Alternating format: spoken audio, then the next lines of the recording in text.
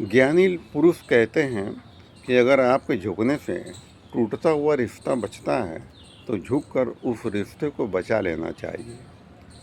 झुकता वही है जिसमें जान होती है, अकड़ तो मुर्दे की पहचान होती है। जिसने झुकना सीख लिया वह बहुत सी परेशानियों से बच जाता है।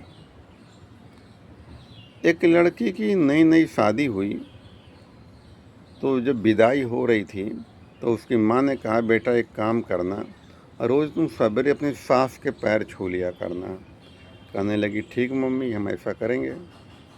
तो जब ससुराल आई अपने तो 3-4 दिन बाद खाना बनाने को उसको दिया गया तो वो रोटी बना रही थी और सास उसके दरवाजे पे आके खड़ी हो गई कि देखें इसका हाथ कैसे चलता है, माँ ने क्या सिखाया इसको है, कैसे बनाती हैं। तो दरवाजे में आग खड़ी हो गई तो इधर उधर की बातें कर रही थी और सास का ध्यान उसके हाथों पे था कि रोटी कैसे बेल रही, तरीका क्या है, क्या सीख के आई है। तो बातों बातों में रोटी जल जाती है तो सास मुंह फुला लेती है तो बहू किनारे रोटी किनारे कर देती है।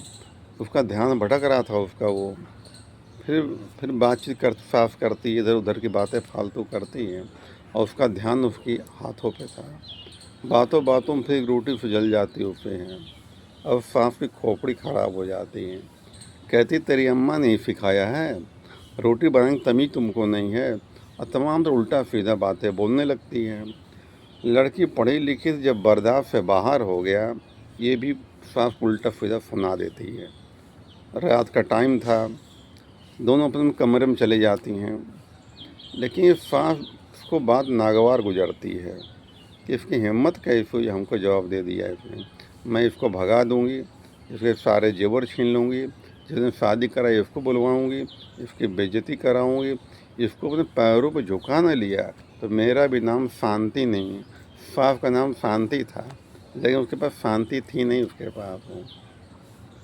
सास को रात में नींद नहीं आ रही थी, प्लानिंग बना रही थी क्या क्या करना है, किसको किसको बुलाना है, कैसे भगाना है, कैसे उसके जेवर छीन, तमाम तरह बातें मन में सोच रही थी।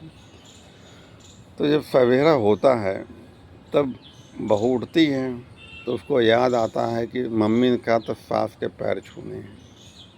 वो जाती है सास कमरे में, सास खटिया पर उठकर बैठी हुई थी तो आकर बहू उसके पैर पकड़ लेती है। कहती, मम्मी हमें माफ़ कर दो, हमसे गलती हो गई। अब बोला, हम नहीं, हमसे गलती हो गई हमसे। तो सास सोचती है कि मैंने कहा था इसको पैरों पे झुका लूँगी, अब पैरों पे झुकी पड़ी है, अब क्या बोलें, क्या डांटें, क्या करें उसको। उसको भी आभास हुआ गलती हमारी, हमने भी बोल दिया था।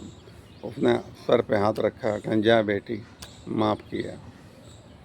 परिवार टूटने से बच गया। ये होता है झुकने का परिणाम। तो आपके झुकने से अगर कोई टूटता हुआ रिश्ता बचता है, भले आपकी गलती नहीं है, झुक जाओ भैया, तुम ही बड़े हो जाओ, हमें छोटा रहने दो। जब तूफान आता है ना बहुत तेज, तो घास झुक जाती है और चला जाता है तूफान, बाद में खड़ी हो जाती है। लेकिन जो पेड़ होते हैं, पेड़ को तूफान उखाड़ देता है। बहुत से आप लोगों ने देखा हो, आंधी तूफान में पेड़ उखड़ जाते हैं, गिर जाते हैं। इतना मजबूत पेड़ तूफान उखाड़ देता है, लेकिन ये मामूली घास का कुछ बिगाड़ नहीं पाता हुआ, क्योंकि झुक जाती है वो। तो झुकने से अगर समस्या का समाधान होता है, झुक के उसको कर लेना चाहिए।